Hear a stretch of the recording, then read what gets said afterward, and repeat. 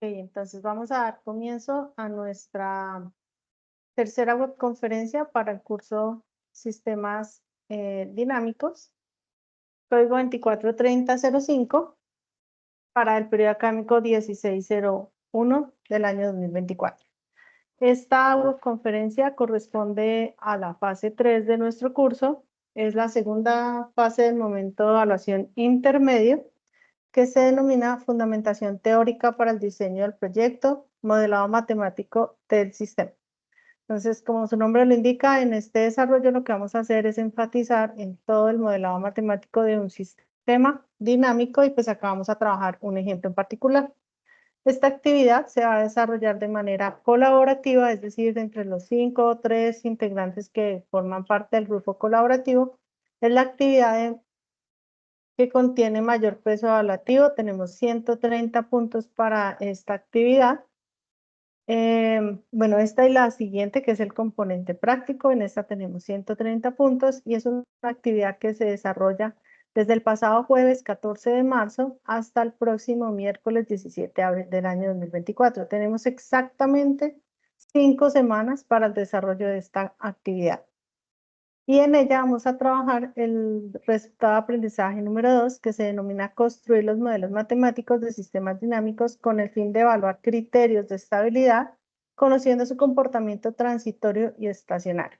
Entonces, no solamente nos vamos a quedar con el hecho de obtener esas ecuaciones matemáticas que van a describir o a modelar el sistema, sino que en base a esa información que vamos a obtener, nosotros vamos a evaluar la estabilidad de ese sistema. ¿Y cómo lo vamos a evaluar? A partir del comportamiento transitorio y estacionario del mismo. Ya pues más adelante vamos a ver cómo se obtiene o cómo podemos evaluar ese comportamiento.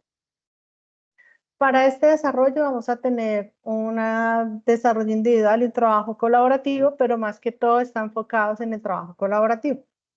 En la parte individual, pues invita al estudiante que ingrese a los recursos bibliográficos que están relacionados en el campus y allí investigue la información correspondiente a las unidades 2 y 3 y vaya a analizar el problema que se plantea en el anexo 1, proyecto fase 3. Ese anexo o ese problema está en la misma carpeta donde encontramos la guía y el anexo nos habla de un proyecto.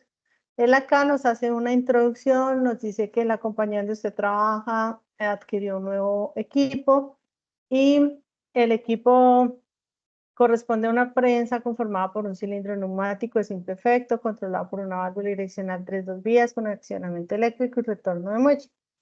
Que ese sistema se alimenta con un compresor de aire cuya presión de salida es de 0.2 megapascales y se conecta a una red eléctrica de 200 voltios AC, que la figura 1 es el esquema neumático de esa prensa, que acá está en la parte de Y1, es el accionamiento eléctrico de esa válvula, esa es la válvula 3-2 vías. La parte superior del sensor tenemos lo que es el cilindro de neumático de simple efecto y esa es la máquina completa. Como el sistema de control del equipo depende del accionamiento de una válvula direccional 3-2 vías, es necesario tener presente unas indicaciones, nos dan unas características para que este sistema neumático funcione. Y acá nos dicen que como él funciona eléctricamente, nos dan en la figura 2 el diagrama eléctrico de control de esa prensa, es decir, sin esta figura que está en el diagrama 2, lo que tenemos en el diagrama 1 no funcionaría. ¿Por qué? Porque si nos damos cuenta, es aquí donde se acciona el relé de Y1, y Y1 fue lo que vimos arriba como el accionamiento eléctrico de la válvula. Ese es el equipo que la empresa adquirió. Ahora, el ingeniero de proyectos de la compañía le solicita a usted y a su grupo de trabajo determinar el sistema de protección contra sobretensión para el nuevo equipo teniendo en cuenta este circuito. Pues ahora nos dicen que la empresa adquirió un sistema de protección contra sobretensión para ese equipo que ya nos especificaron arriba y corresponde a este circuito eléctrico RLC que tenemos en la parte inferior, que está conformado por una fuente B1, una bobina L1, 3 resistencias R1, R2, R3 y un condensador C1. Y nos indican, deben hallar el modelo matemático del sistema teniendo en cuenta que la señal de entrada corresponde al voltaje de alimentación del sistema, que es una fuente de corriente continua de 24 voltios y la señal de salida es el voltaje del condensado. Es decir, lo que nosotros debemos modelar es este circuito electrónico, no lo que tenemos en la parte superior. Nos dice, B1 es la fuente de alimentación de 24 voltios, que acá arriba nos dice que es la señal de entrada del sistema. L1 es la bobina, tiene un valor de 5 henrios, R1 equivale a 10 henrios, 10 ohmios, R2 equivale a 15 ohmios, R3 equivale a 8 ohmios, y el condensador C1 equivale al número de su grupo colaborativo. Profe, yo pertenezco al 95, ese es el valor del condensador, yo pertenezco al 5, vale 5, faradios, unidades enteras. La corriente, acá nos dan una especificación adicional. La corriente en la resistencia 3 equivale a la mitad de la corriente de la bobina.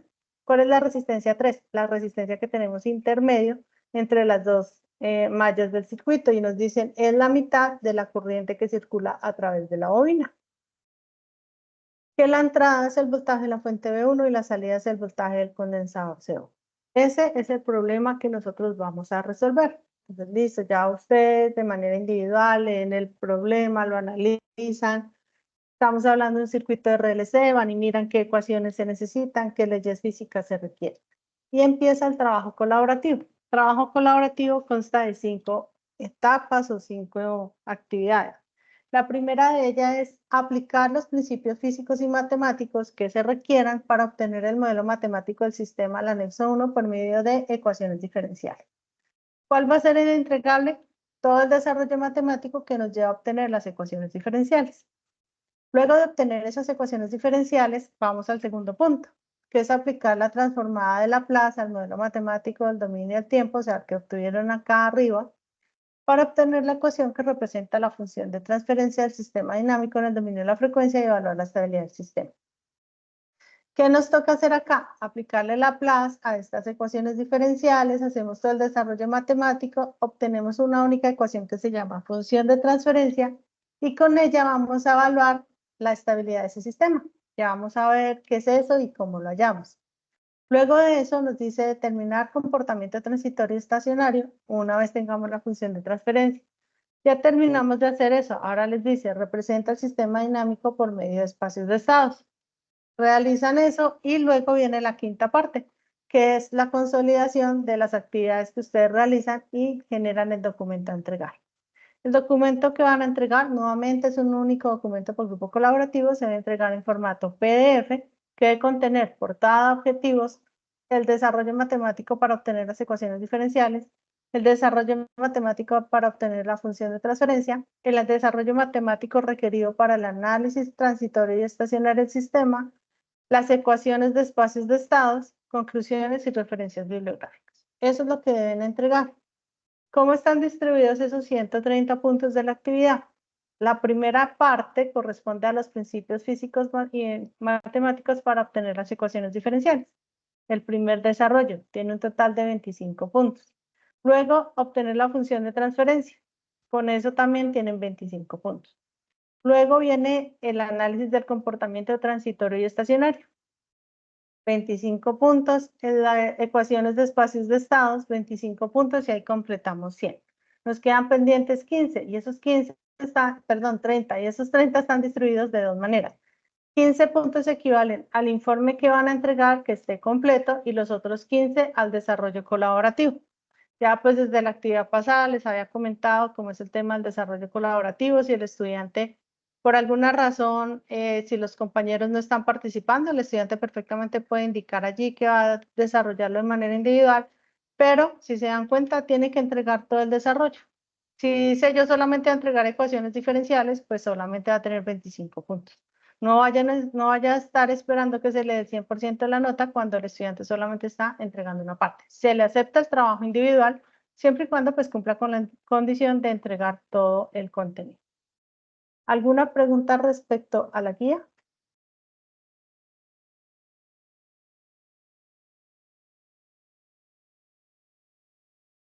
¿No? Ok. Entonces voy a dar paso como tal a la explicación de la temática. Entonces, en esta actividad nosotros vamos a trabajar todo lo que es el modelado matemático de los sistemas. Ya lo hemos hablado en varias ocasiones, les he hecho pues bastante énfasis en que modelar es básicamente representar de una manera diferente el comportamiento de un sistema. Entonces, cualquier tentativa de un diseño o modelo de un sistema debe partir de una predicción de su funcionamiento antes de que el sistema pueda diseñarse en detalle o construirse físicamente. Es decir, estamos hablando acá en el ejercicio que vamos a trabajar en esta actividad, que es un circuito eléctrico. Entonces, yo ya tengo que imaginarme que estoy trabajando con un circuito eléctrico. Quienes ya vieron análisis de circuitos, quienes ya vieron electromagnetismo, saben cómo funciona una bobina, saben cómo funciona un condensador.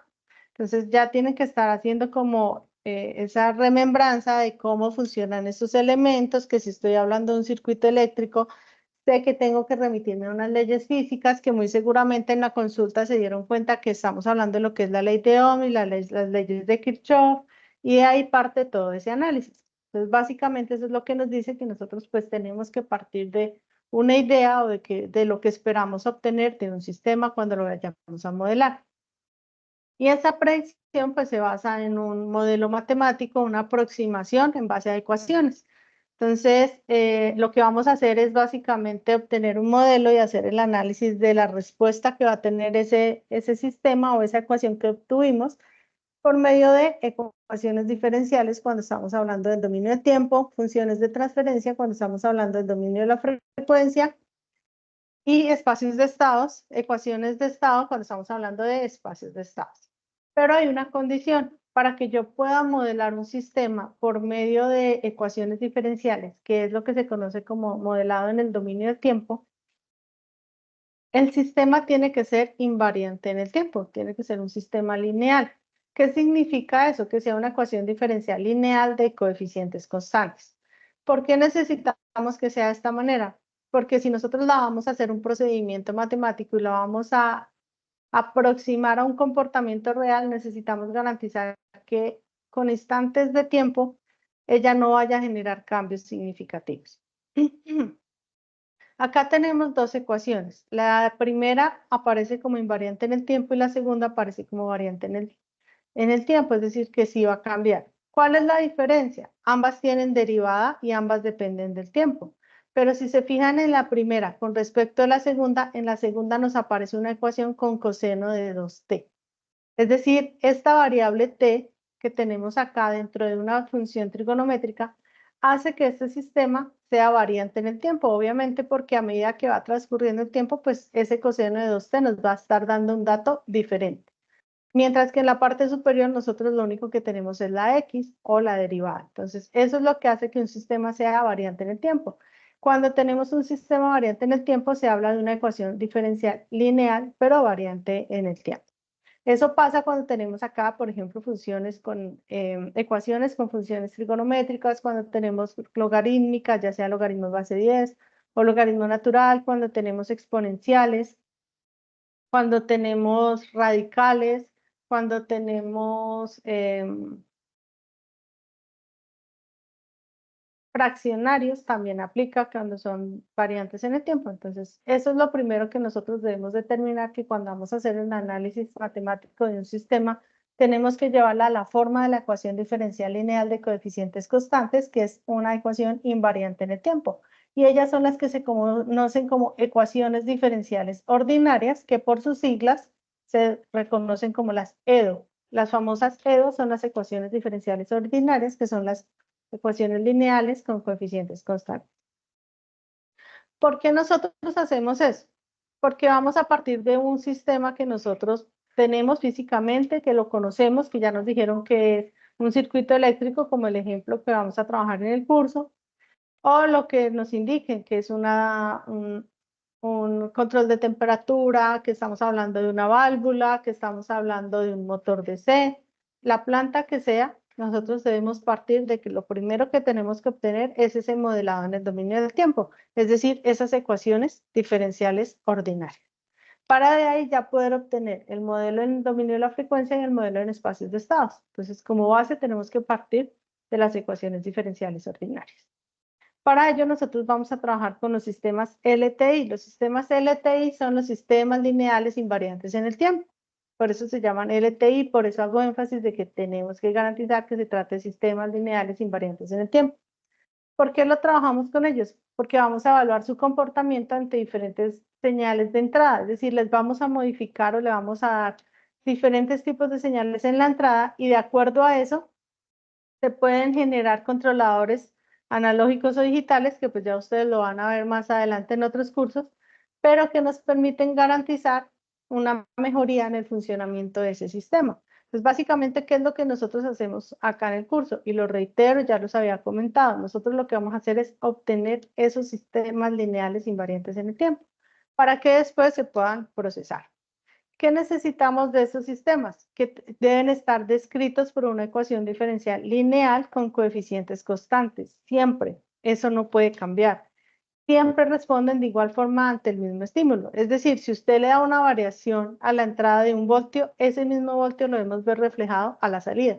Si usted la aumenta o la disminuye, así mismo lo tenemos que ver reflejado a la salida, porque nosotros no estamos modificando el sistema, simplemente estamos representándolo por medio de una ecuación matemática.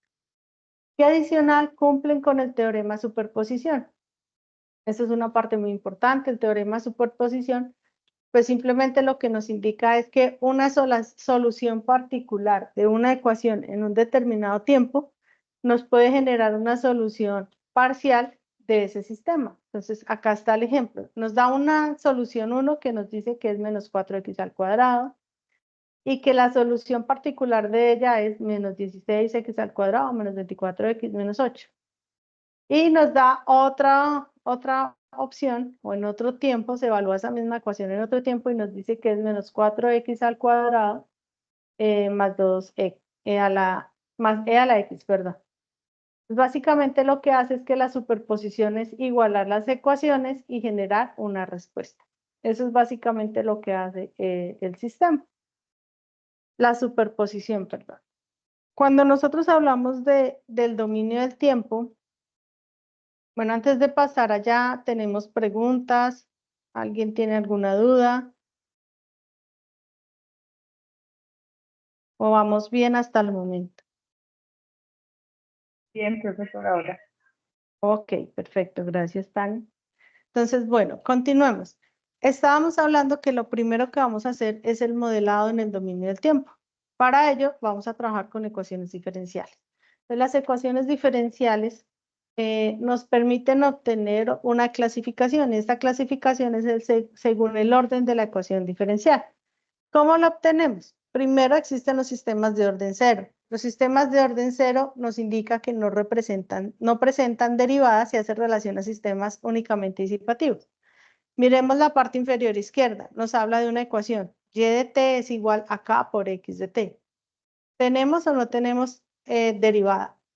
En este primer sistema que tenemos al lado izquierdo.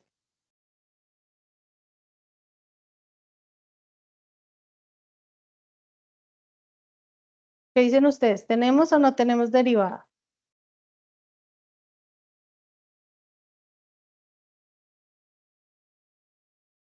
Sí, claro, profesor. ¿Tenemos o tú qué me respondiste? Perdona. ¿Sí tenemos o no tenemos derivada?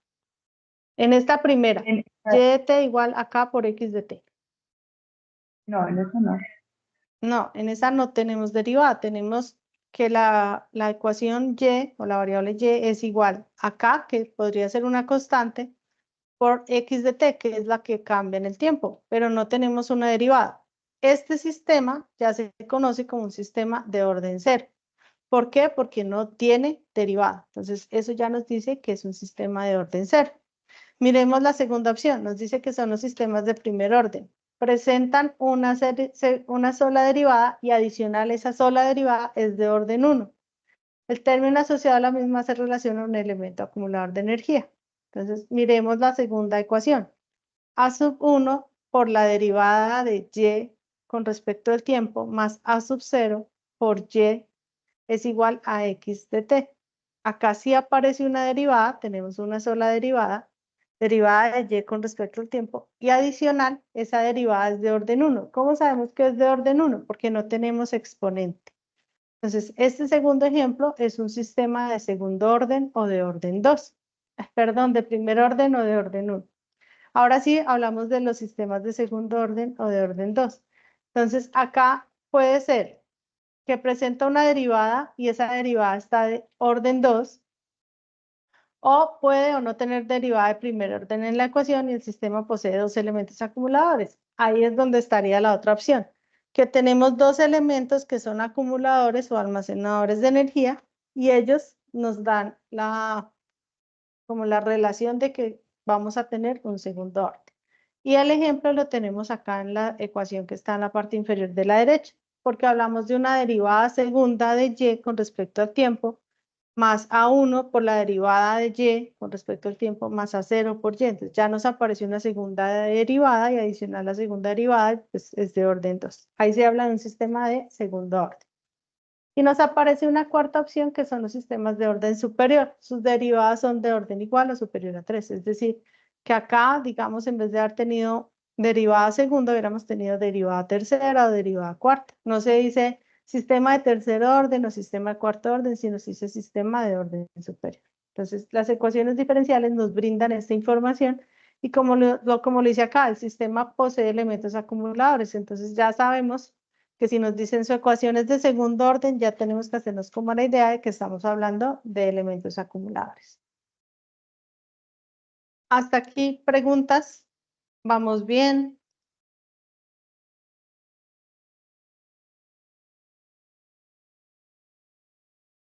¿Cómo que vamos bien?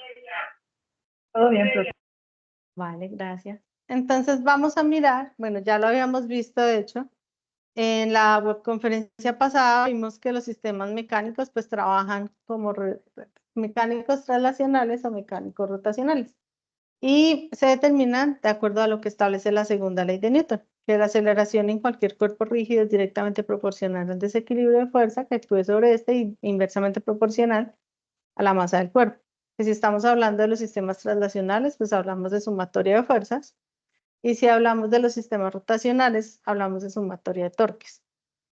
Cuando hablamos de los sistemas eléctricos, aparecían las famosas leyes de Ohm y las leyes de Kirchhoff, que les hacía mucho énfasis ahorita, que ustedes la vieron cuando vieron el curso de análisis de circuitos. Cuando hablamos de sistemas eléctricos, aplicando la ley de Ohm, nosotros sabemos que el voltaje sobre una resistencia es igual al valor de la resistencia por la corriente que circula a través de ella. Eso ya lo sabemos por ley. Pero cuando nosotros le vamos a aplicar la ley de Ohm a un elemento que almacena o acumula energía, como lo es el condensador y como lo es la bobina, pues obviamente no podemos hablar directamente de esa misma ecuación, porque estos elementos al almacenar energía, uno trabaja con voltaje y el otro trabaja con corriente. Y eso las hace que generen datos diferentes en instantes diferentes de tiempo. Por eso acá nos aparecen derivadas. Entonces, cuando estamos hablando de un condensador, es la corriente, nos aparece la derivada de su voltaje. Y cuando estamos hablando de una bobina, es en el voltaje donde nos aparece la derivada de su corriente. ¿Eso qué indica? Que el condensador almacena energía en forma de voltaje y la corriente almacena energía en forma de corriente. Entonces recuerden por allá una de las prácticas que hacen en electromagnetismo, que lo primero que hacen es cargar y descargar un condensador. Eso es lo que significa o lo que representa esa ecuación de corriente del condensador igual a C por la derivada del voltaje.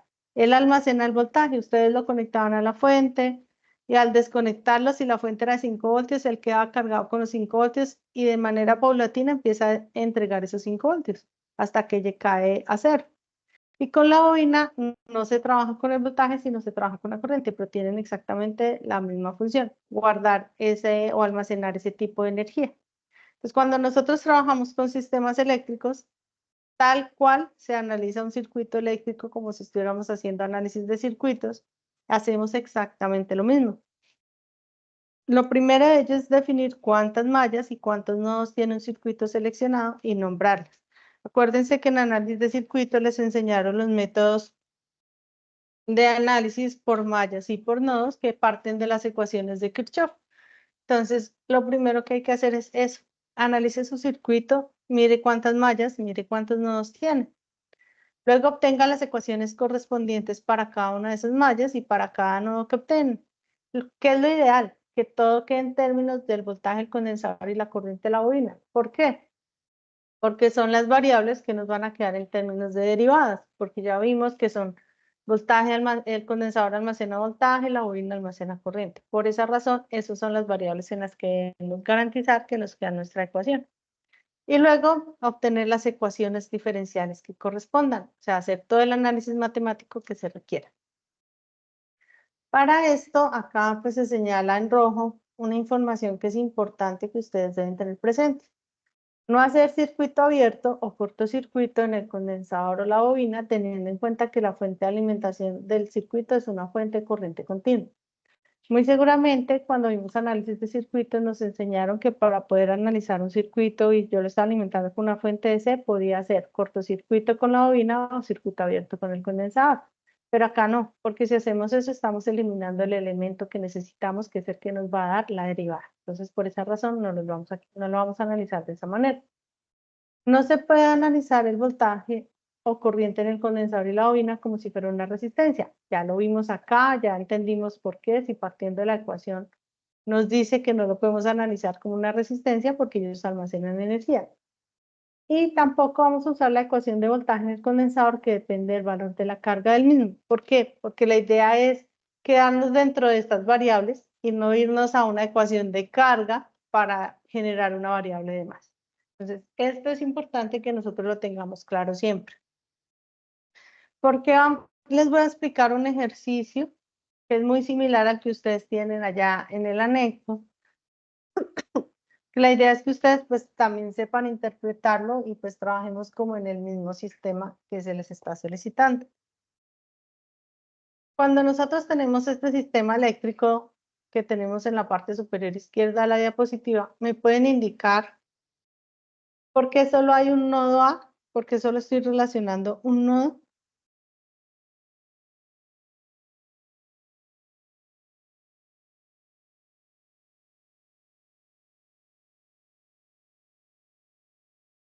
Por el capacitor, profe.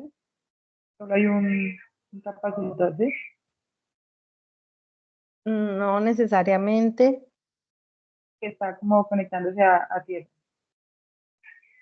O porque se dividen las dos mallas. Esa sí podría ser una respuesta. Recordemos que los nodos son los puntos de unión de dos o varios elementos en un circuito. Entonces, en este caso, venimos de la resistencia 1, pasamos a la bobina L1 y llegamos a un punto en donde se divide. Debe tomar dos caminos. Una opción es ir por el condensador 1 y otra opción es ir por la resistencia 2. Eso ya es una ramificación. Entonces, eso es un nodo. Pero resulta que después del condensador también nos aparece un punto, que básicamente lo que hace es reunir esa ramificación que acabamos de hacer. Pero si seguimos ese camino, nos lleva a la Tierra. Entonces, esta parte inferior se conoce como el nodo de referencia o nodo de tierra, que pues nosotros ya sabemos que debe ser 0. Por esa razón, solo nombro el nodo A. Puede que a otra persona me haya dicho, no, profe, pero hay dos. Sí, tienes razón, está el nodo que iría hacia la Tierra, pero pues como es 0, no lo vamos a tener en cuenta. ¿Listo? Tenemos un circuito con dos mallas, tenemos un circuito muy similar al que tienen ustedes en la guía. Está alimentado por una fuente de corriente continua también. Acá hablamos de 12 voltios, en la guía ustedes hablan de 24 voltios. ¿Qué es lo único que nos cambia? En la guía tenemos 3 resistencias, acá solo tenemos 2 resistencias. Y a la ubicación de algunos de los elementos, pues están en una ubicación muy diferente. Entonces, lo primero que teníamos que hacer, que nos recomendaron era, determine cuál es la malla 1, determine cuál es la malla 2 y cuál es el nodo. Ya lo hicimos. Y nos dicen, empiece a hacer el análisis de circuitos, pero recuerde, acá nos dice, recuerde que deben quedar en términos del voltaje del condensador y la corriente de la bobina. Entonces, empezamos a hacer nuestro análisis del circuito. Empezamos con la malla 1. La malla 1, ¿por qué está comprendida? Tenemos la fuente B1, tenemos la resistencia R1, la bobina L1 y tenemos el condensador C1. Esos son los elementos que conforman la malla 1. ¿Qué nos dice Kirchhoff respecto a voltajes de una malla? Pues él nos dice que la sumatoria de voltajes es igual a 0. Bueno, acá yo me salté un paso, pero entonces sería el voltaje de la resistencia 1 más el voltaje de la bobina L1 más el voltaje del condensador C1 menos el voltaje de la fuente, porque ingresamos por el punto negativo. Cuando despejamos el voltaje de la fuente nos queda V1 igual a la ecuación que yo estoy relacionando acá. Pues voltaje 1 es igual a la sumatoria del voltaje de la resistencia, voltaje del condensador y voltaje de la bobina. Eso es lo que tenemos en la malla 1. Ahora empecemos a desglosar qué es cada uno de esos términos. Entonces acá nos dice, ¿qué es VR1? Por ley de Ohm ya sabemos que el voltaje en una resistencia es la corriente que circula por ella por su propia resistencia. Ah, bueno, pero ¿qué es R1? ¿Qué es la corriente IR1? Entonces la corriente IR1, miremos dónde está la resistencia. La resistencia está ubicada junto a la bobina. Y estos dos elementos están conectados en serie. ¿Qué pasaba cuando teníamos elementos conectados en serie? ¿Se acuerdan?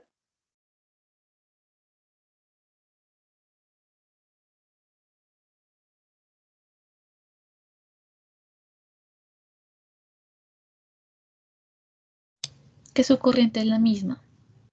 Sí, señora, la corriente es la misma. Por esa razón, acá yo les indico que la corriente en la resistencia 1 es la misma corriente de la bobina. Y acá ya lo que hacemos es reemplazar. Entonces reemplazamos IR1 por la bobina. ¿Cuánto vale R1? Vale 6 ohms. Entonces el voltaje en la resistencia 1 nos vale 6 veces la corriente de la bobina. ¿Me colaboran con micrófonos, por favor, y micrófono abierto?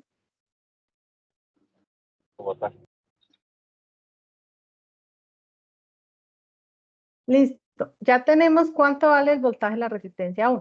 Ahora sigamos con el otro elemento, que es la bobina. ¿Cuál es el voltaje de la bobina? Ah, bueno, la ecuación del voltaje de la bobina nos dice que es la capacitancia, perdón, la inductancia por la derivada de la corriente. Entonces venimos y la reemplazamos, es esta ecuación. ¿Cuánto vale L? L vale 5 henrios, reemplazamos el valor, 5 henrios. Listo. BC, ¿tengo que hacerle algo? No. ¿Por qué? Porque acá me dijeron, deje en términos del voltaje del condensador y en términos de la corriente de la bobina. Entonces, a BC no le tengo que hacer nada.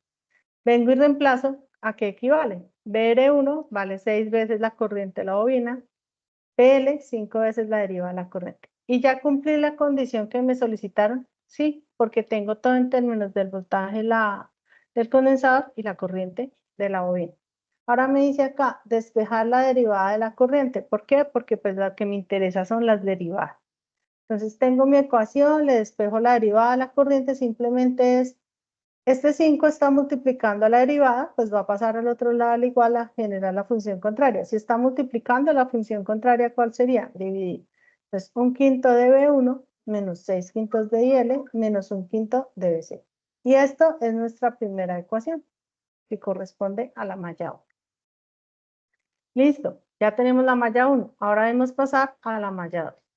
La malla 2 está compuesta por el condensador C1 y la resistencia R2. Esos dos elementos, ¿cómo están conectados en el circuito? Ellos dos están conectados en paralelo. ¿Y qué pasa con el voltaje de dos elementos conectados en paralelo? El voltaje es el mismo. Entonces, por eso decimos acá que el voltaje del condensador es igual al voltaje que hay en la resistencia 2. ¿Pero qué es el voltaje de la resistencia 2? La corriente que pasa por esa resistencia por el valor de la resistencia. ¿Pero cuál es esa corriente? Ahí es donde entra a jugar el nodo. Por eso es importante no solo trabajar con mallas, sino que también tenemos que trabajar con el nodo. ¿Qué nos decía Kirchhoff sobre los nodos? La ecuación de corrientes de Kirchhoff nos dice que las corrientes que entran a un nodo son iguales a la sumatoria de corrientes que salen de un nodo. En este caso, ¿qué corriente está ingresando al nodo? Está ingresando la corriente que circula por la bobina, ¿cierto? Que sería IL. ¿Y qué corrientes están saliendo? La ramificación nos va a llevar por el condensador C1 y por la resistencia R2. Por eso es igual a la suma de la corriente del condensador más la corriente que pasa por R2. ¿Qué es lo que yo necesito determinar? La corriente R2. Simplemente despejamos en la ecuación y nos queda que es igual a IL menos IC. ¿Pero qué es IC? Bueno, ya me han dicho que la corriente del condensador es la capacitancia por la derivada de su voltaje.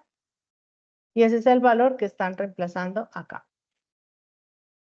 Y eso lo venimos a reemplazar. ¿Cuánto vale el condensador? Vale 95 faradios. Lo reemplazamos. Y todo esto es la corriente R2. Nos falta multiplicarla por R2 para determinar el voltaje. Es 2 por IL por menos 95. Hacemos la operación y nos queda este resultado. Que el voltaje TR2, perdón, es igual a 2IL menos 190 por la derivada del voltaje del condensador con respecto al tiempo. Pero por aquí hemos dicho que eso es igual a BC. Entonces, BC es igual a 2IL menos 190. Ya obtuvimos nuestra segunda, o la ecuación de nuestra segunda máxima. Y volvemos a despejar la derivada, solo que acá la derivada que tenemos es la del condensador, no la del voltaje del condensador y no la de la corriente de la bobina. La despejamos y lo mismo, este 190 está multiplicando la derivada, debe pasar al otro lado al igual, hacer la función contraria que es a dividir. Es 2 sobre 190 IL menos 1 sobre 190 BC.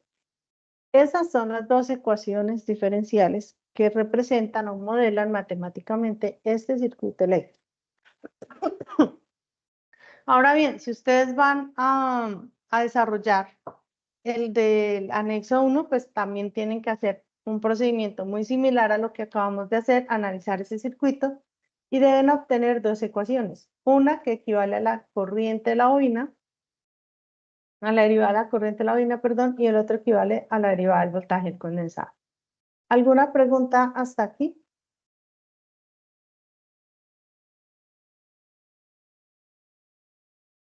¿O vamos claros hasta el momento?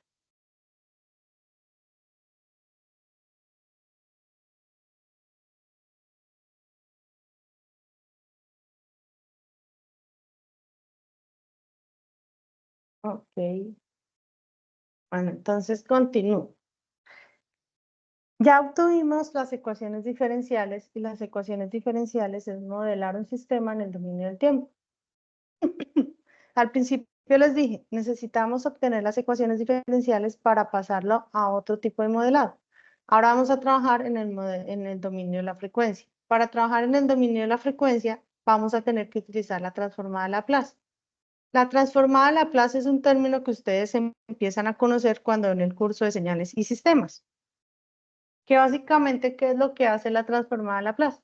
Es un operador lineal perteneciente a la familia de las integrales y buscan transformar. Es especialmente útil para resolver ecuaciones diferenciales lineales ordinarias. Por eso necesitábamos garantizar que trabajamos con ecuaciones diferenciales ordinarias.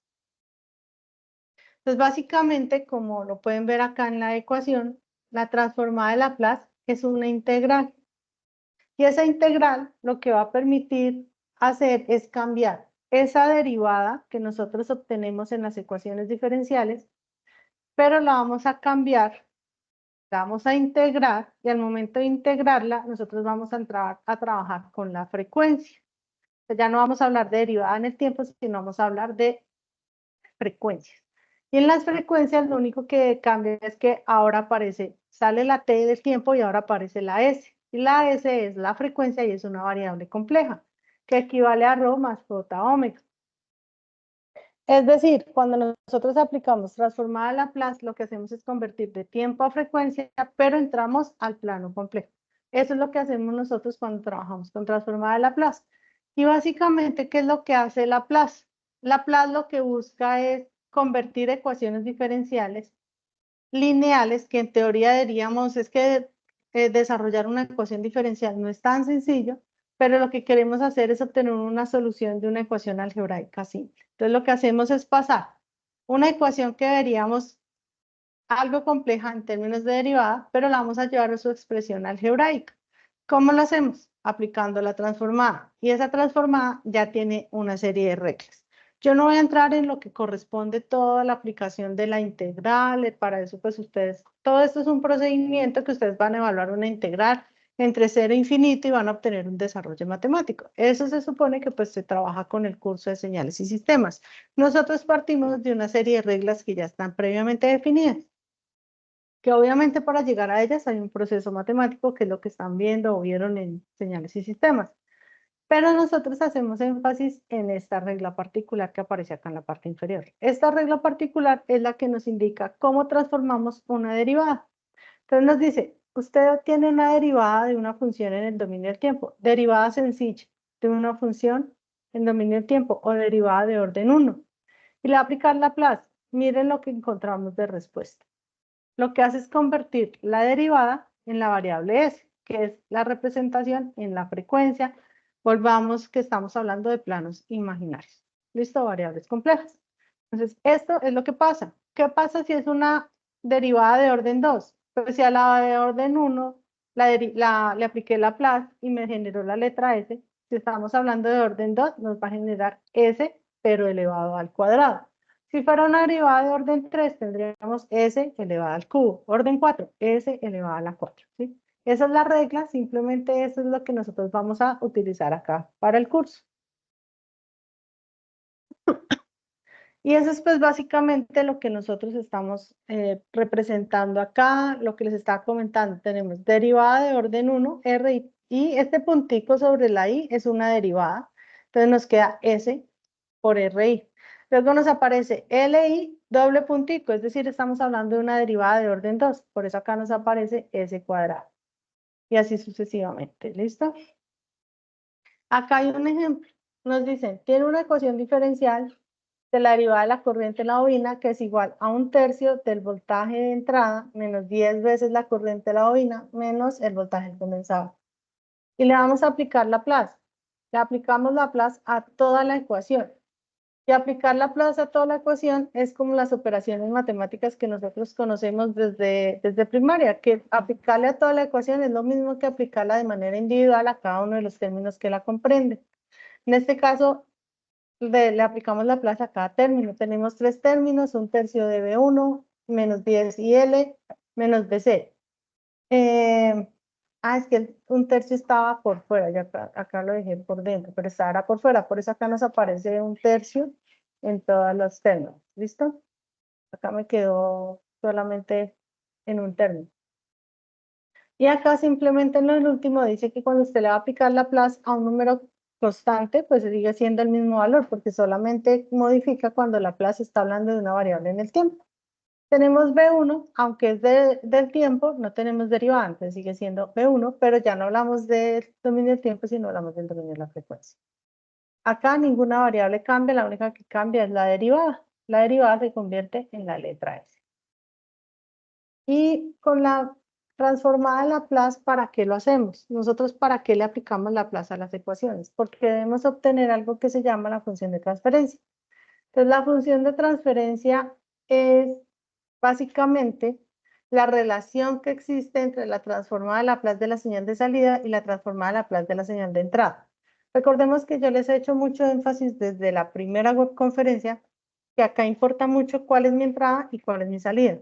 ¿Por qué importa mucho? Porque acá aparece la razón. La función de transferencia es la relación que existe entre la salida y la entrada, básicamente el comportamiento del proceso o de la planta, que es lo que nosotros estamos haciendo acá. Modelar matemáticamente una planta o un proceso. Entonces, eso es lo que hace la función de transferencia, darnos esa relación, pero la relación la hace en base a la transformada de Laplace, porque si empezamos a desarrollarla con ecuaciones diferenciales, pues obviamente va a ser más complejo. Laplace nos vuelve como ecuaciones algebraicas sencillas. Y esta es la forma de la representación de la función de transferencia. Normalmente la función de transferencia se representa por la letra G o la letra F, cualquiera de las dos. Y hace referencia a la función de transferencia. Perdón, a la transformada de Laplace de Y, que es la salida, con respecto a U, que es la entrada. Eso es básicamente lo que hacemos. ¿Qué pasa con la función de transferencia? Es un modelo matemático que ya vimos que no puede dejar de ser matemático si hemos venido trabajando con operaciones matemáticas todo el tiempo. Lo único es que nos permite representar una ecuación diferencial en términos de otro tipo de valores algebraicos más sencillos o de manejo más sencillo. A la vez es una propiedad de un sistema independiente de la magnitud y naturaleza de la entrada o la función de excitación. Es decir, es propio de la planta o del proceso. Incluye las unidades necesarias para relacionar la entrada con la salida. Sin embargo, no proporciona información acerca de la estructura física del sistema. Que a usted le entreguen una función de transferencia no le garantiza que usted pueda decir, esto es un circuito eléctrico, esto es un motor DC, esto es una válvula, esto es un sistema de temperatura, nada. Usted no puede determinar a partir de una función de transferencia qué tipo de sistema sea y cuál es su comportamiento físico, porque allí no le determina esa información. Las funciones de transferencia de muchos sistemas físicamente diferentes pueden ser idénticas, precisamente por esta razón, porque allí no se tiene en cuenta si era un condensador, o si era un resorte, o si era un amortiguador, o si estábamos hablando de un tanque y estábamos llenándolo de líquido. Allí es indiferente, simplemente existe una ecuación. Si se conoce la función de transferencia de un sistema, se estudia la salida o respuesta en varias formas de entrada con la intención de comprender la naturaleza del sistema. Allí podemos obtener información desde su comportamiento, pero difícilmente podemos determinar qué sistema era físicamente. Y ya pues de manera experimental nosotros podemos obtener muchos datos de entrada, muchos datos de salida y con operaciones matemáticas o con el medio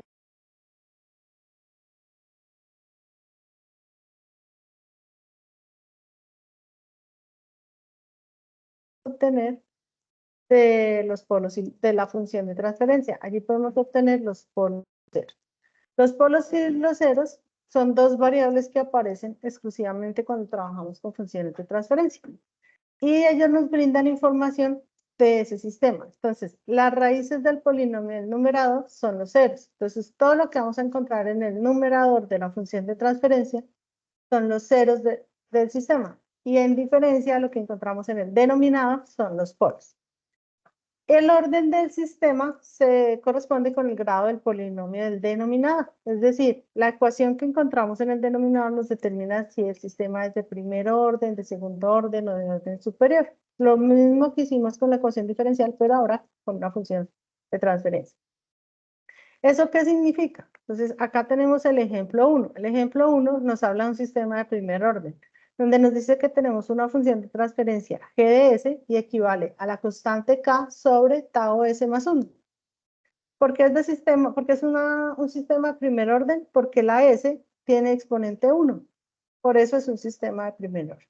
A diferencia del segundo ejemplo, en el segundo ejemplo tenemos en el denominador s cuadrado más 2 zeta omega sub n s más omega sub n al cuadrado. Entonces allí tenemos s al cuadrado. Como está elevada a la 2 o tener exponente 2, eso hace que el sistema sea de segundo orden. En una función de transferencia, bueno, eso ya la parte la habíamos visto, básicamente acá en este sistema o en las ecuaciones, las ecuaciones de las funciones de transferencia, nosotros podemos determinar también desde los polos, según el orden de la variable s, cuántos polos vamos a obtener. Entonces, tenemos el primer ejemplo, que es la función f de s, y es igual a 1 sobre s más a. ¿Ese sistema es de qué orden? Orden 1, orden 2, orden superior.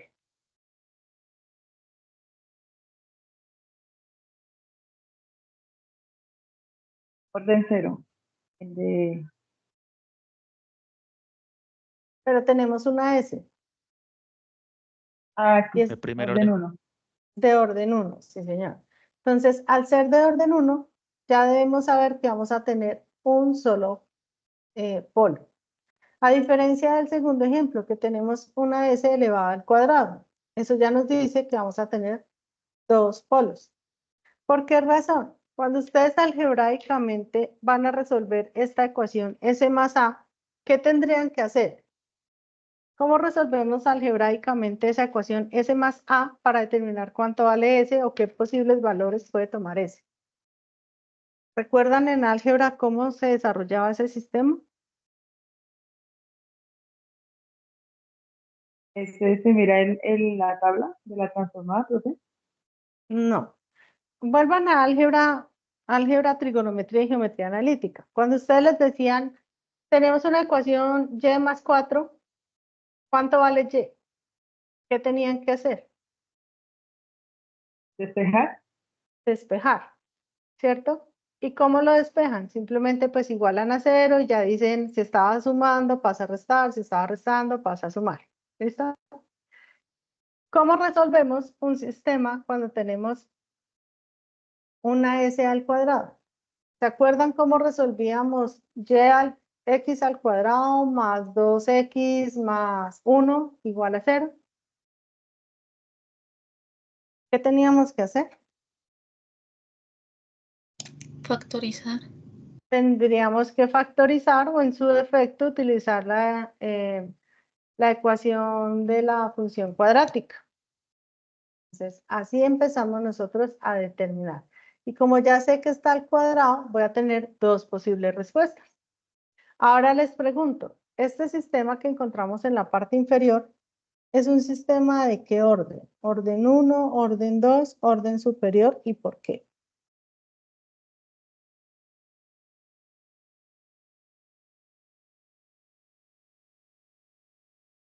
Superior, profe. ¿Por qué? Porque se multiplicarían las veces abajo y daría Sí, mayor que al cuadrado, ¿sí? sí, señora. Claro, tenemos acá un factor de s y otro factor con s al cuadrado. Cuando nosotros hagamos esta operación, pues s por s al cuadrado nos daría s cubo. Sería un sistema de orden superior o de orden 3. Y como está s cubo, ¿cuántos polos tendríamos? ¿O cuántas posibles soluciones tendríamos? 3. 3. ¿Listo? Entonces, ya tenemos claro que si yo miro el denominador, puedo identificar cuántos polos puedo obtener y a la vez cuántos, ese sistema de qué orden viene siendo. Adicional, la función de transferencia de un sistema, específicamente hablando de los sistemas de orden 2, nosotros los podemos hacer el análisis transitorio. El análisis transitorio es ¿a qué hace referencia? Hace referencia como al recorrido o al comportamiento que va a tener un sistema mientras alcanza un régimen permanente, o es decir, cuando llega a quedarse quieto, a estabilizarse, desde que arranca hasta que obtiene un punto de equilibrio o de estabilidad. Entonces, ese es el análisis o la determinación del análisis transitorio en un sistema. Cuando hablamos de un sistema segundo orden, esta es la ecuación base de un sistema segundo orden, que tenemos omega sub n al cuadrado sobre s cuadrado más 2 cada omega sub n s más omega sub n al cuadrado. Y aquí, ¿qué es lo que pasa? Que a veces uno no encuentra esta equivalencia de omega sub n al cuadrado en el denominador y en el numerador. Simplemente en el numerador a veces tenemos una letra k o una constante que nos modifica ese valor. Pero acá nos dice que omega sub n es conocida como la frecuencia natural del sistema. La frecuencia natural del sistema es la que se encarga de generar todo ese movimiento que ella va a tener en su comportamiento. Y la otra variable que nos aparece en el denominador es el coeficiente de amortiguamiento. El coeficiente de amortiguamiento es el que nos va a determinar qué tanto se demora un sistema en llegar a ese punto de estabilidad o de régimen permanente. Y también de allí podemos obtener los polos. Los polos se pueden obtener con esta ecuación o por medio de lo que hablamos ahorita, factorización o de la función cuadrática. Cuando nosotros determinamos allí ese coeficiente de amortiguamiento, podemos obtener que un sistema es subamortiguado, amortiguado, críticamente amortiguado o sobreamortiguado. ¿Eso qué significa? Que dependiendo del valor o los rangos de valor que vayamos a obtener de esa variable, vamos a obtener uno de esos sistemas. Entonces, ahora miremos acá la gráfica que tenemos. La primera opción que tenemos es cuando vale 0 y nos da el color azul rey que tenemos en la onda senoidal. ¿Qué significa cuando ese coeficiente es 0? ¿Qué asumirían ustedes cuando ese coeficiente es 0 si nos muestra una onda senoidal constante? Podría ser, el sistema se prende, se apaga porque vuelve a bajar a 0, vuelve y se prende, vuelve y se apaga porque vuelve a bajar a 0 y vuelve y se prende y así va a sostenerse. O sea, él no va a llegar a un punto de equilibrio, porque siempre va a estar entre un pico alto y un pico bajo, un pico alto, un pico bajo. Y obviamente eso en un sistema pues no funciona. Entonces, un sistema donde tengamos el coeficiente de amortiguamiento igual a 0 no se estabiliza. Ahora miremos la segunda opción. La segunda opción es el color naranja y nos dice que vale 0.2. Sigamos la línea naranja. La línea naranja alcanza un pico máximo de 1.5. Comienza a descender, alcanza un pico mínimo de 0.7 aproximadamente y vuelve a ascender, nos alcanza un pico máximo aproximadamente de 1.1 y vuelve a descender y alcanza un pico mínimo como de 0.9 y vuelve a subir y todavía no alcanza a equilibrarse en 1, sino se alcanza a equilibrar en 1 después de 20 segundos aproximadamente. Entonces, acá el sistema se estabiliza, pero se demora en estabilizar. ¿Y qué pasa cuando está entre 0 y 1? Dice que cuando está entre 0 y 1 tenemos polos complejos conjugados en la parte izquierda del plano complejo. En este caso se dice que el sistema es subamortiguado. ¿Por qué subamortiguado? Porque se eleva a un punto superior, baja un punto inferior, que no es 0, vuelve a otro punto superior que es menor al primero y tiende como a equilibrarse. Entonces él empieza a amortiguarse, pero después de alcanzar un punto muy alto. Miremos el tercer caso, el color amarillo, 0.4. Arrancó y llegó el amarillo hasta 1.2. Empezó a descender y bajó hasta 0.9. Y volvió a subir y trató de estabilizarse en 1 después de 10 segundos. Entonces acá pues también ya nos sirve, desde 0.4 también es bueno. Miremos la cuarta opción, 0.6, color morado. Inició su arranque, se pasó un poquito de 1, pero ya después se estabilizó. Se estabiliza en menos de 6. En 6 segundos se alcanza a estabilizar. Uno acá dice, bueno, 0.6 es un punto, un comportamiento pues relativamente bueno porque no tenemos un sistema oscilando. Todavía estamos hablando de un sistema subamortiguado. Miremos el quinto caso. El quinto caso es el color verde. Color verde es 0.8. ¿Qué pasa con el color verde? Nunca pasa de 1 y alcanza su valor entre 6, bueno, después de 6, ¿sí?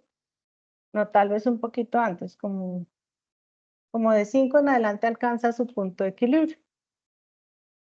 Entonces, si estamos entre 0 y 1, trabajamos con sistemas que se estabilizan y podemos garantizar que a medida que se acerca a 1, el sistema, pues, el coeficiente de amortiguamiento se acerca a 1, el sistema va a tener menos sobrepico.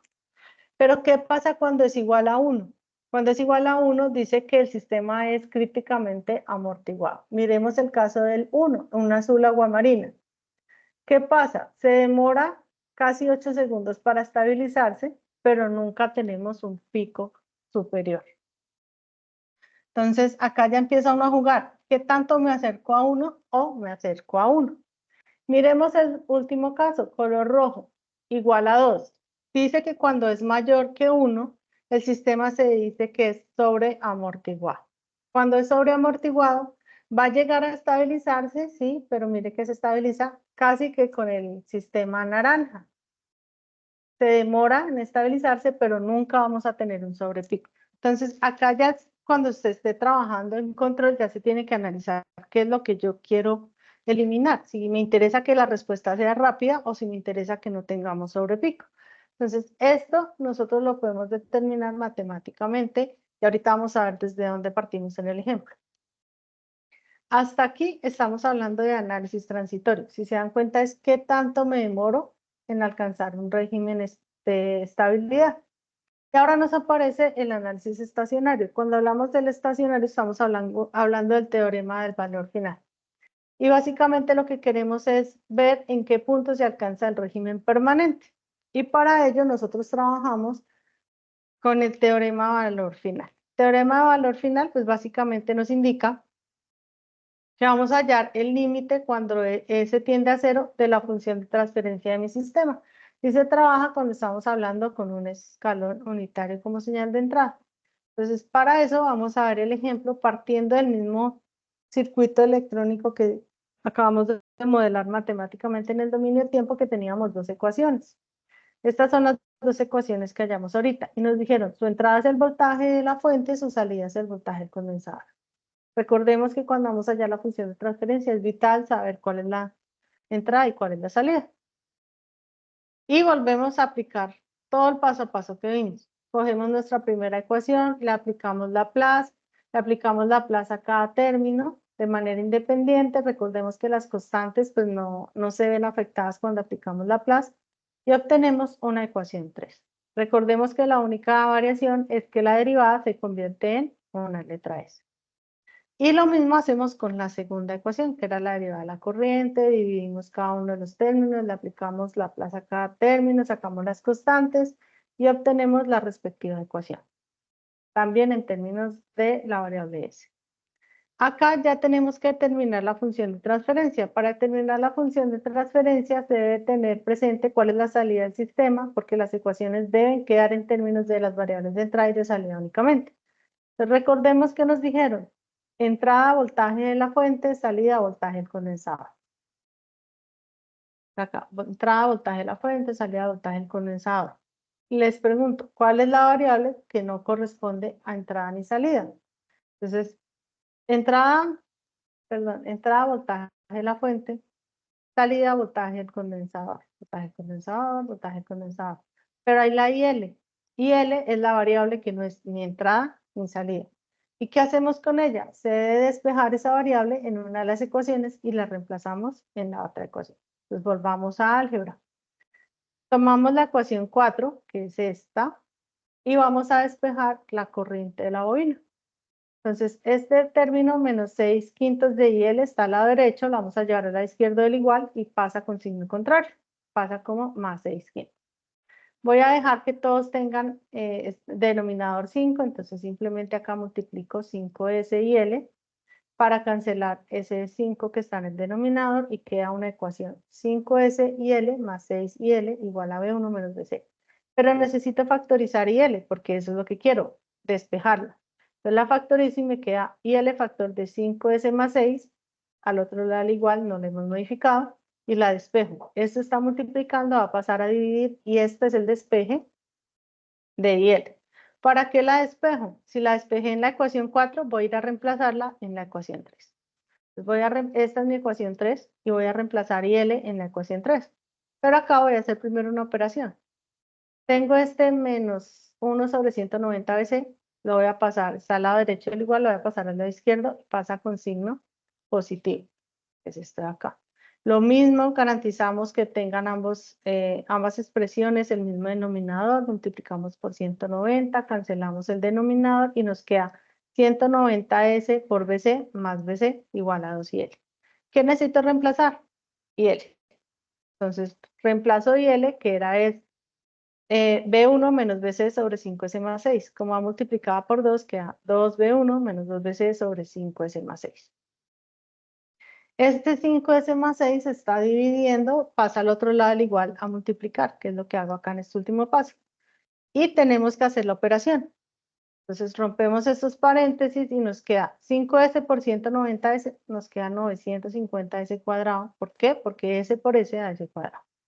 5S por BC, entonces más 5S BC. Ahora, 6 por 190S BC da 1140S BC. Y 6 por BC da 6BC. Al otro lado, al igual, no le hemos modificado. Y agrupamos términos semejantes. ¿Qué términos puedo agrupar? Estos dos. 5SBC más 1140SBC, estamos hablando de los mismos. Entonces queda 1145. Y este menos 2BC lo traigo al lado izquierdo, que es donde tengo todas las variables del voltaje del condensador. Cambia de signo, queda más 2. 6 más 2BC queda 8BC.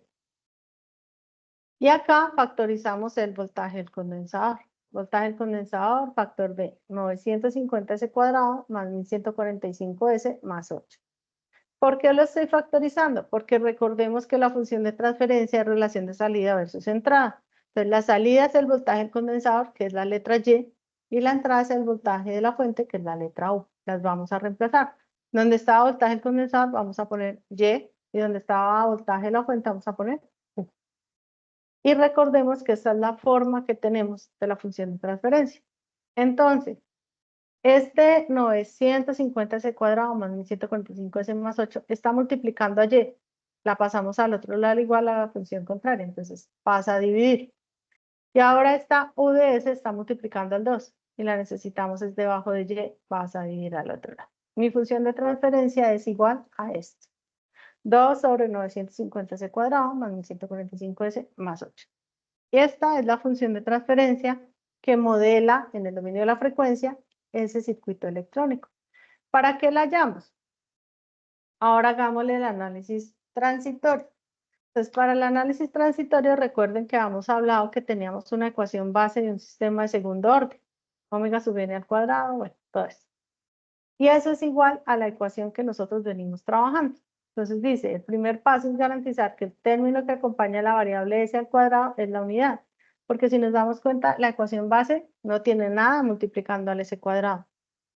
Y acá tenemos un 950. ¿Cómo hacemos eso? Pues matemáticamente la única manera de quitar eso es dividiendo todo en 950. Entonces nos queda 950 sobre 950s para garantizar el s cuadrado.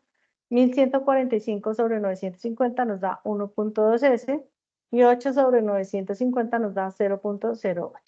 Este es el denominador como tal de nuestra función de transferencia. Y sobre este es con el que vamos a trabajar. Creo que acá, no sé, si es el 8, es el 7, pero acá cometí un error, es 7. Entonces, lo que hacemos es igualar términos. S cuadrado con S cuadrado, el que multiplica la S lo igualamos con el que está multiplicando S en nuestra ecuación, y el término sin variable, pues, con omega sub n al cuadrado. En ese orden de ideas, pues, omega sub n al cuadrado es 0.007, que es este término que tenemos acá. Como está al cuadrado, yo le aplico raíz cuadrada para quitar ese valor y nos da 0.089. ¿Para qué lo hacemos? Porque resulta que acá necesito determinar es el coeficiente de amortiguamiento y él va multiplicado es por omega sub n. Entonces dice que 2 rho omega sub n es igual a 1.2. ¿Por qué? Porque acá en la ecuación da 1.2. Reemplazamos el valor que obtuvimos de omega sub n, que es 0.089, y da 1.2. Hacemos la multiplicación de 2 por 0.089 y despejamos la variable y nos da este coeficiente de amortiguamiento. Nos da 6.74. 6.74 es mayor que 1, o sea, es un sistema sobreamortiguado. Gráficamente, si nos devolvemos por acá un poquito, recordemos cuando valía 2, que era la gráfica en rojo. Se demoraba, pero llegaba a su punto. Eso es lo que vamos a obtener con esta ecuación. A mí me dio bastante grande, ¿por qué? Porque pues yo estoy utilizando un condensador que vale 95. Muy seguramente a los grupos colaborativos que ustedes tienen les van a dar valores diferentes porque pues el condensador está determinado por el grupo colaborativo. Entonces, ese coeficiente de amortiguamiento no va a ser el mismo para todos porque cada grupo pues tiene un número diferente. Entonces, puede que haya grupos que no sea sobreamortiguado, puede que haya grupos que tengan un comportamiento diferente. Y volvemos ahora al comportamiento del análisis estacionario. Recordemos que era a través del teorema de valor final, que es el límite cuando s tiende a 0 de la función de transferencia. ¿Cuál función de transferencia? 2 sobre 950s cuadrado más 1145s más 8. Y como es un límite, simplemente donde tenemos la letra S, vamos a reemplazarla por 0. ¿Y qué nos queda? 2 sobre 8. Y 2 sobre 8 es 0.25. ¿Qué significa? Que esta gráfica, cuando nosotros lleguemos a nuestra cuarta fase del curso, cuando hagamos el desarrollo matemático con MATLAB, pues, el desarrollo gráfico con MATLAB, allí nos debe llegar hasta 0.25. Aprovecho el momento y les aclaro, en esta actividad no deben entregar nada de MATLAB. No se está solicitando absolutamente nada con MATLAB, únicamente se solicita desarrollo matemático. ¿Qué más podemos obtener de la función de transferencia? Entonces vimos que de la función de transferencia nosotros podemos obtener los polos y los ceros. Entonces, este sistema no tiene ceros porque en el numerador no tenemos variable s, solo tenemos el número 2. Pero el polo sí tenemos porque tenemos un denominador s cuadrado. ¿Cuántos polos vamos a obtener? Vamos a obtener 2. Y acá nos aparece algo que nos dice que si la estabilidad del sistema se obtiene cuando estamos trabajando con el semiplano izquierdo del plano cartesiano. No importa si son números imaginarios o si son números reales. Pero tenemos que trabajar con el semiplano izquierdo del plano cartesiano. Si nos da al menos uno polo al lado derecho, el sistema no es estable. ¿Listo? ¿Y cómo hallamos los polos? Una forma es factorizar, como lo hablamos hace un momento, y otra forma es hallarla por medio de la ecuación de la función cuadrática, que x es igual a menos b más o menos la raíz cuadrada de b cuadrado menos 4c sobre 2a. Aquí empezamos a determinar en dónde podemos usar aquello que vimos desde álgebra en el colegio. Entonces, ¿a qué equivale A? A 950, B equivale a 1145 y C equivale a 8. Y reemplazamos eso según la ecuación. Entonces, menos B, menos 1145, más o menos la raíz de 1145 al cuadrado, menos 4 por A, que es 950, por C, que es 8 sobre 2A, 2 por 950. Hallamos la operación matemática, rompemos este paréntesis, hallamos el exponente cuadrado, luego hallamos la operación matemática que corresponde dentro del radical y obtenemos esta respuesta. Hallamos el radical y obtenemos finalmente que x es igual a menos 1145 más o menos 1131,6 sobre 1900. Y acá es donde aparece que vamos a obtener dos respuestas. Una, cuando tomamos menos 1145 más 1131,6 sobre 1900. Y la otra opción cuando tomamos menos 1145 menos 1131,6 sobre 1900. Despejamos cada una de las operaciones y obtenemos que el primer polo va a ser el menos 0.07 y el segundo va a ser el menos 1.2. Y esos son los dos polos de mi sistema. ¿Están en el semiplano izquierdo? Sí, son polos negativos, por lo tanto el sistema es estable y ya lo sabemos porque acá cuando hallamos el teorema de valor final nos dijo que va a llegar a estabilizarse en 0.25. Muy diferente donde acá nos hubiera dado un infinito, digamos, perdón, 2 sobre 0. 2 sobre 0 sabemos que cualquier número de en 0 no existe, el sistema no se estabilizaría nunca. ¿Preguntas hasta el momento? Igual esta presentación se les Profe. entrega mañana con la grabación, señor.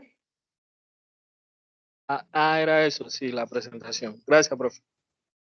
Vale, sí, no, esta presentación se las entrego mañana con los profesores, se las entregamos con la grabación, porque pues la idea es que ustedes también lo vayan revisando y vayan mirando paso a paso para que puedan ir entendiendo el ejercicio.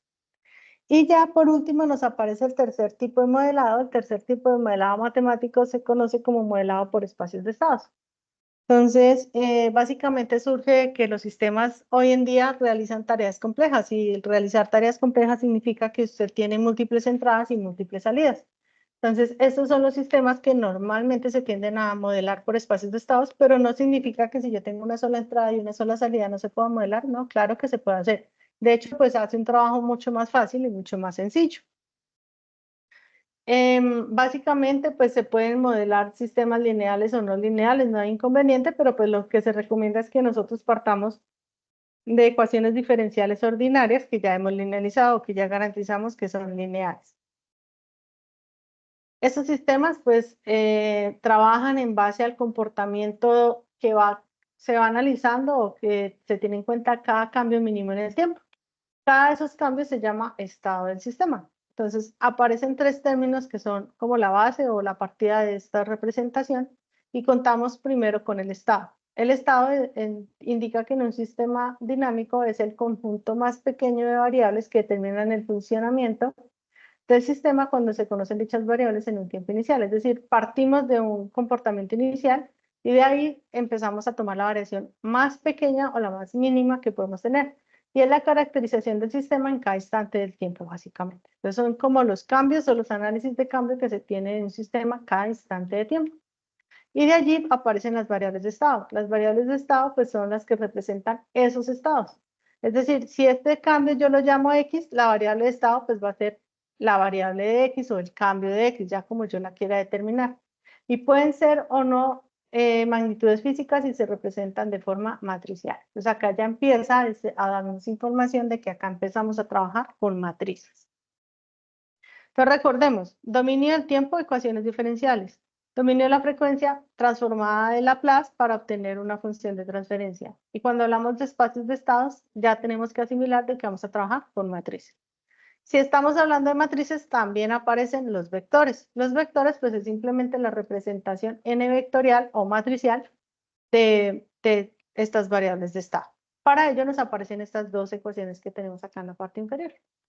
Esta x punto, pues ya sabemos que ese punto representa la derivada. Entonces estamos hablando de una derivada. Recordemos que nosotros no trabajamos con variables sin derivar porque pues es como la representación del cambio en diferentes instantes de tiempo es la derivada. Entonces, esto nos da forma de representar en espacios de estado. Estas son las famosas ecuaciones de estado de un sistema. Pero, ¿qué es cada una de esas letras? ¿Qué es A, qué es B, qué es C, qué es D? Pues acá vamos a ver qué es cada una de ellas. Tenemos la primera ecuación, que es la ecuación de estado del sistema. Y la ecuación de estado del sistema depende de la matriz A y la matriz B. La matriz A y la matriz B, ¿qué son? A es la matriz dinámica o matriz de estado, es decir, del comportamiento del sistema. Y B es la matriz de control o la matriz de entrada, es decir, la señal de alimentación. Entonces, acá como su nombre indica, la señal de entrada es la señal de control de este sistema. Por eso es que es importante y se llama matriz o ecuación de estado del sistema, porque es la que garantiza todo el comportamiento básico de una planta. Y nos aparece como segunda ecuación la ecuación de salida del sistema, y está comprendida por C y por D.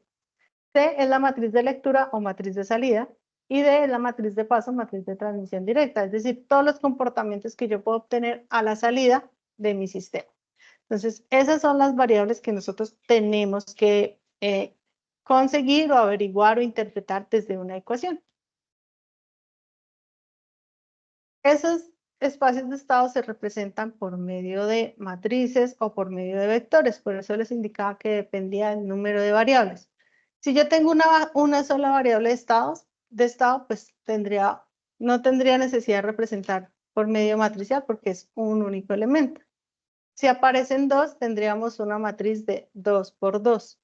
Si aparecieran 3, sería 3 por 3, ¿sí? Porque el número de variables son las que nos determinan cuántas, o el orden de la matriz o del vector que nosotros estamos utilizando. Entonces, básicamente, en los espacios de estados, lo que nosotros vamos a trabajar es un cambio de variable, pero seguimos hablando de que estamos tratando con derivadas. Entonces, acá le hago la representación o el análisis de cómo sería. Entonces, hablando del circuito que nosotros venimos trabajando, tenemos la derivada del voltaje del condensador, que sería mi variable de estado X1.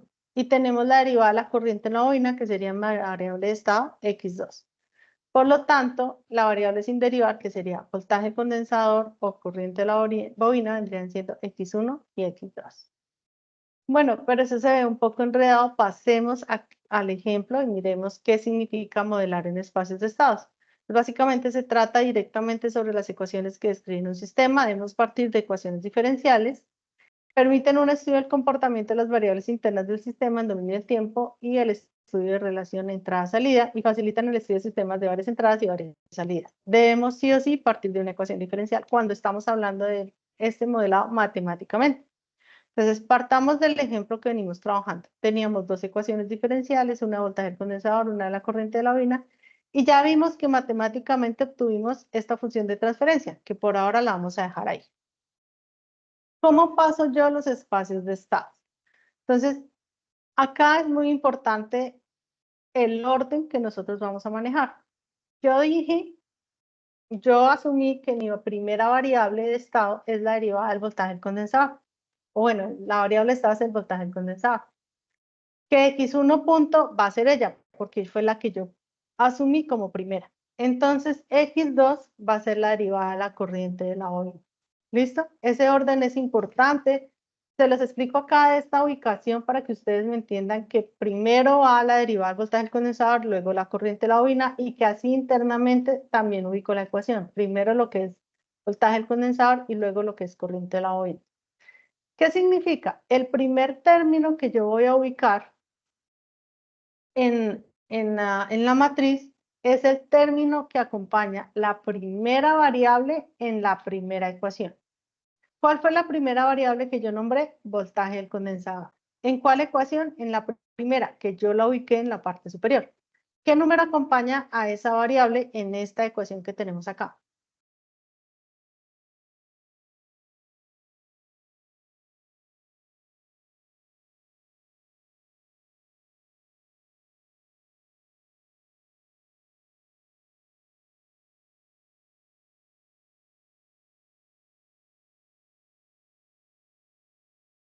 ¿Qué número acompaña la primera variable que nombré, que es voltaje en el condensador, en la primera ecuación que ubiqué en la parte superior de la diapositiva?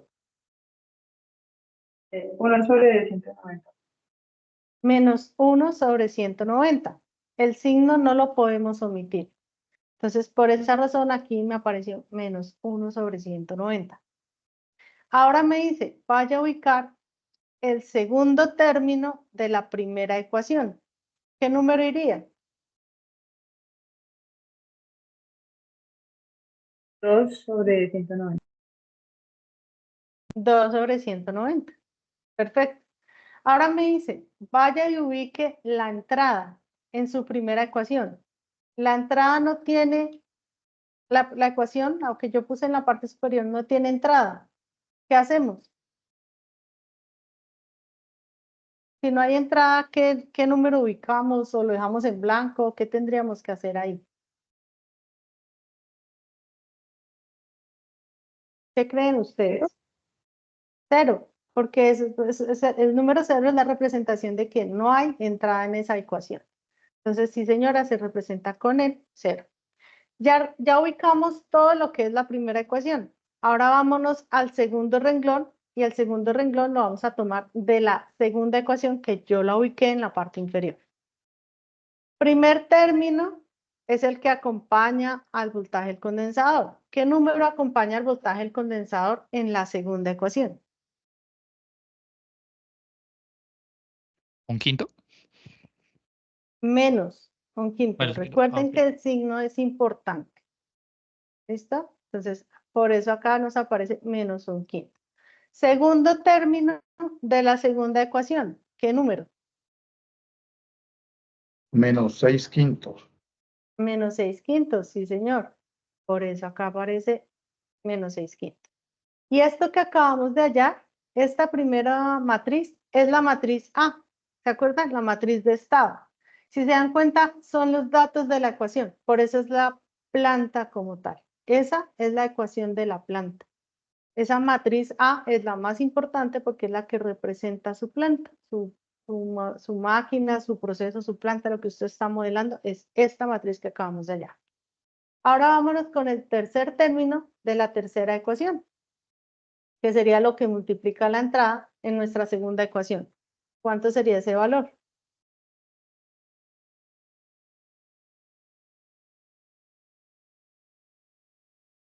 Más un quinto. Así es. Un quinto. Positivo, porque acá sí está más un quinto. ¿Listo? Y este que acabamos de hallar es el vector B. El vector B es el vector de entrada. O sea, es el que nos está dando la señal que hace que funcione la planta que ya determinamos. Esto es nuestra ecuación de estado del sistema. Ahora vamos a hallar la ecuación de salida. La ecuación de salida, porfa, pónganme mucha atención. La ecuación de salida se determina a partir de lo que le digan a usted que es la salida. ¿Qué nos dijeron a nosotros? Su salida es el voltaje del condensador, ¿cierto? Para este caso es el voltaje del condensador. Exacto, nos dijeron que es el voltaje del condensador. Entonces recordemos el orden que nosotros ubicamos acá las variables. Primero el voltaje del condensador, luego la corriente de la bobina y por últimas la entrada, ¿cierto? Ese orden también lo debemos mantener acá. Voltaje del condensador, corriente de la bobina y por últimas lo que sería la señal de entrada. Me dijeron su entrada es el voltaje del condensador. Es decir, es el único que va multiplicado por 1.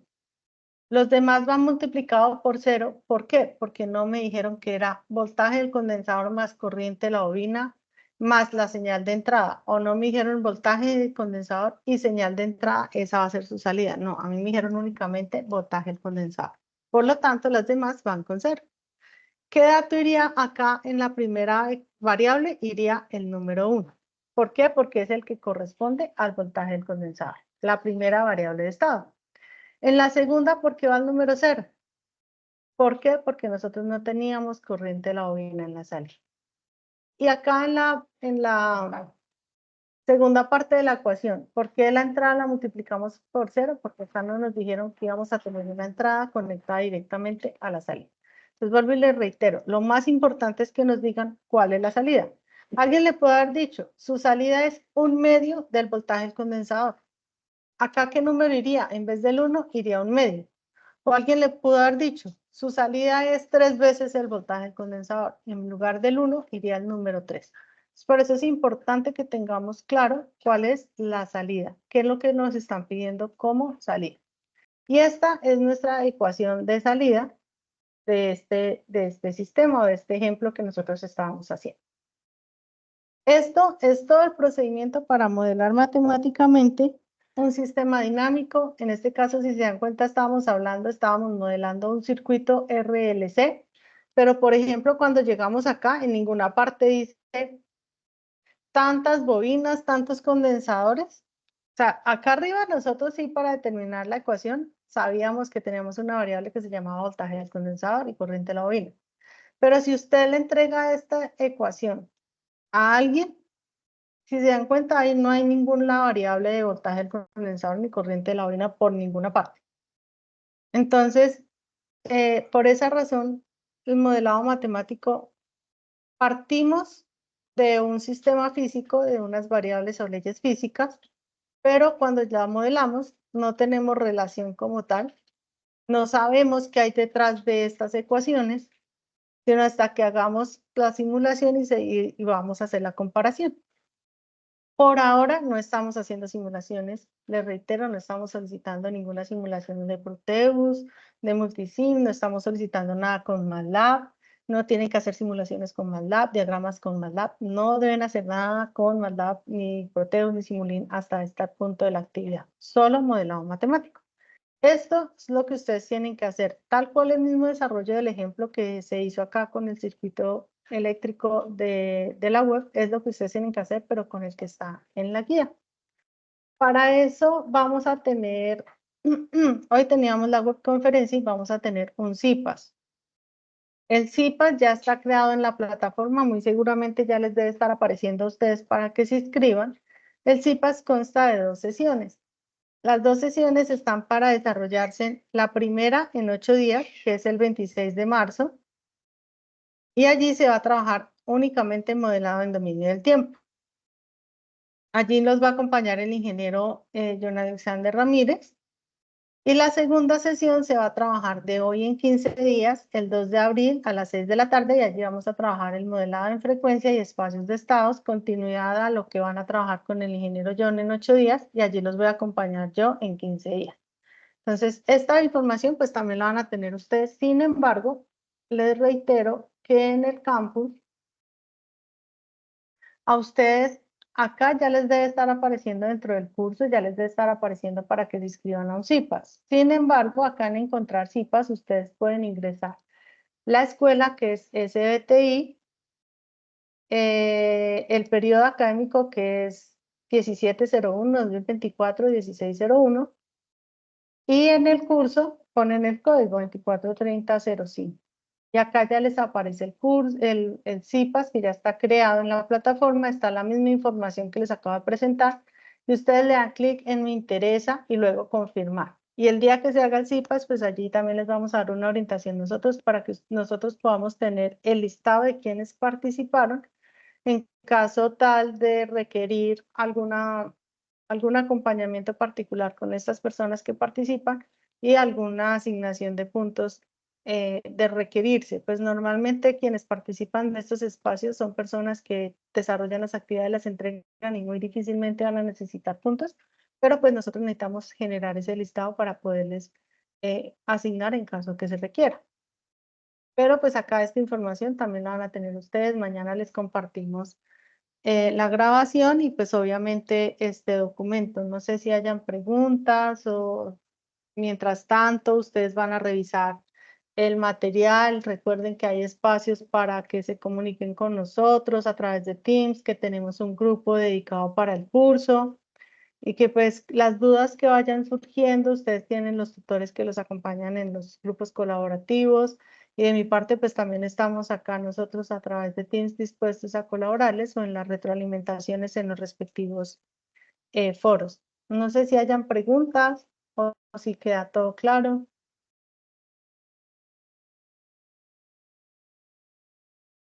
O a medida que vayan haciendo el desarrollo, pues puede que vayan surgiendo preguntas y pues aprovechen los espacios que hay disponibles para aclarar.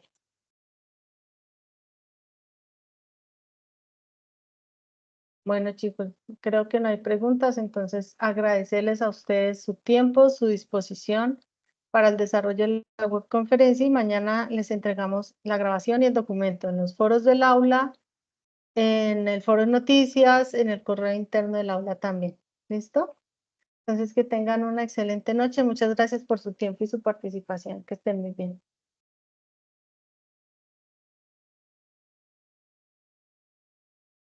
Muchas gracias, doctora.